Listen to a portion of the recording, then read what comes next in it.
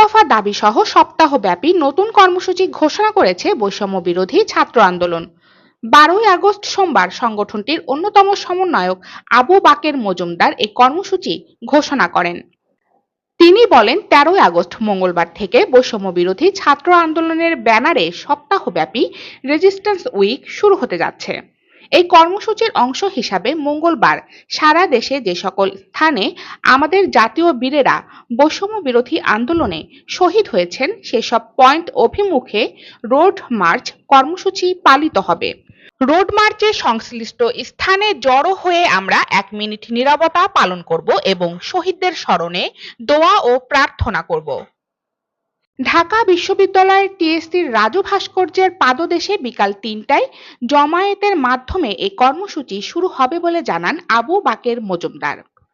এ সময় তিনি 4 দফা দাবি ঘোষণা করেন। দাবিগুলো হলো, ফ্যাসিবাদী কাঠামোকে ব্যবহার করে ফ্যাসিস্ট হাসিনা এবং তার দল ও সরকার যে হত্যাযজ্ঞ চালিয়েছে সেগুলোর দ্রুত বিচার নিশ্চিত করতে বিশেষ ট্রাইব্যুনাল গঠন করতে হবে।